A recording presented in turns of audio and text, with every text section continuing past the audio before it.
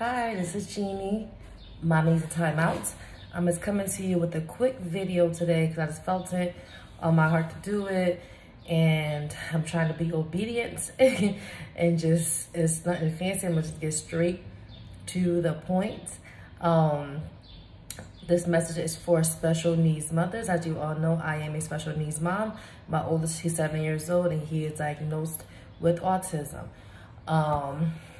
And in the midst of everything that's been going on, it's been on my heart so heavy, just concern for mothers and children during this pandemic. There's so much to process. We're processing the pandemic and impending danger, and we don't have any clear answers about what's the real cause of what's going on, and there is no cure, and you know, all this stuff going on. So, and now there's no school. So your child went from having, you know, all the services and the therapies and the in-home and the respites and all the programs to nothing. And now you are everything. You're not only mom and advocate anymore. Now you're speech therapist, you're OT, you're PT, you're the ABA therapist, you're the para. You have to coordinate schedules now to go live and work with these therapists. And if you have other children, you have to somehow get them situated. And then you're doing all of it in front of the camera. You're doing all of it in front of your laptop because they're guiding you through the program, and they're, you know, so that you're doing it correctly and you don't mess up what they've been working on with your child for, you know, the school year, a couple of years, depending how long they've had your child.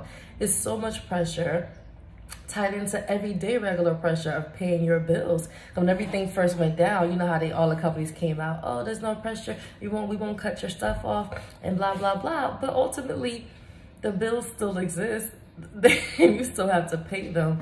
And if you didn't pay them, you know, back in March, like the bill is only adding up. Like they're not like clearing your debt up because of COVID. They're like, you have to pay right now. We're not going to cut you off right away, but this bill is still here. You know, you're dealing with trying to, quote, you know, parent your other children. You're dealing with, if you're working, I'm not working from home right now. And those of you who are, I just, I don't even know how you do it. You know, I know it's hard. I know it's hard. And then I didn't even get to your child's behaviors and how they're acting out because they don't see their school bus. They're not seeing their teacher. They're not seeing their peers. They're not seeing their instructors, you know? So it's super weird. I mean, that's one factor, because we know summertime, we go through this every summer, it's rough. But now throwing the fact of we can't even go outside. We can't go to the park. We can't go to amusement parks. We can't go to, you know, certain playgrounds. Like, we just lost everything. We're trying to process it, and guess what? Your child is trying to process it too, and it's hard for everybody. It's so hard. It's so hard because you don't know how to help your child, and you don't know how to help yourself. And then let's go ahead and throw in all of the recent killings. You know, killings of our Black men. And then we'll, as special needs mothers, you know, we can't ignore other special needs mothers who are killing their children. You know, we had the mother in Miami who killed her son, and I live in New Jersey, and in my town, in my son's school, a mother killed like one of my son's peers, you know, and then she killed herself in a murder-suicide on Sunday, and right in my town, right in my community, like so close to home. So it's so close to home. And it's not, I'm not justifying what the mothers did on any level. But what I am saying is I get it, and I know it gets hard. I know it can get hard sometimes. I'm doing it. I'm a divorced mom. I'm quarantined with my 3 children. And I can literally say the reason I've made it through these last, like 3 months at this point, is by the grace of God. Literally, no other way, no other, by the grace of God. Like, that's where it is. Like, this battle, you're gonna win it on your knees.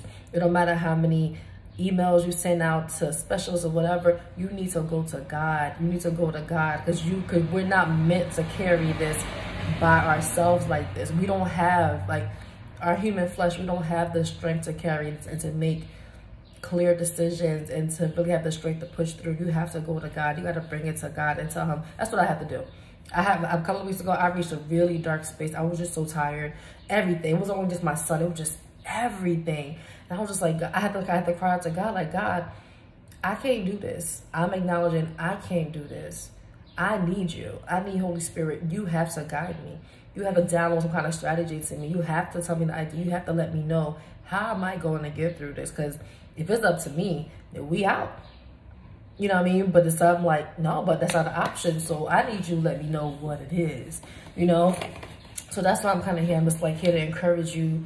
As humans on earth, we all have to play our part. And right now I'm in a good season where I do feel strength in God. And I do have my cup does feel full. So I'm able to pour into other people. And that doesn't always equate to finances, you know, like I'm able, sometimes I'll just randomly donate a pack of diapers to somebody that I know their child is still potty training, and it could be anonymous. I'll just leave it on their doorstep, and they know, like, you know, they know. But so if you're that mother and your cup is full, and right now, sorry, my door is open, so you can hear all the noise. I live on a busy street. Your cup is full. I encourage you to pour into another special needs mother in your community. If you feel like she's not going to receive it, like, you know, directly, then do an anonymous drop off of something that you may know that they could need. Even a pack of wipes, I promise you, could save somebody's life. It could make a world of difference. If you're a mother right now and your cup is not full, I want to encourage you. Starting with me, my inbox is open 24/7. Those who know me, they already know. Special needs mothers in my life, my community, they already know. They can inbox me any time of the night. And if I see it, we're going to have a conversation. I'm going to let you vent. I'm going to let you purge until you feel comfortable, you feel safe, you're able to breathe again, you're able to regroup and continue into the next day. We need each other. We don't need any special degrees. When it comes down to emergency and you feel like you just can't take it anymore, you have to find your safe space. You have to find somebody to pour into. And I'm volunteering myself. I'm letting you know, Jeannie, my inbox is open. Don't you hurt, don't hurt that child. Don't abuse that child. They didn't do anything, you know, like because right in this season, if you are beating your children, your special needs child in this season for like certain, if that's your means of discipline, you have to be able to really dissect yourself and say, am I disciplining? If you're choosing to do it with physical discipline, am I really disciplining according to whatever behavior it is that I feel like I want to correct?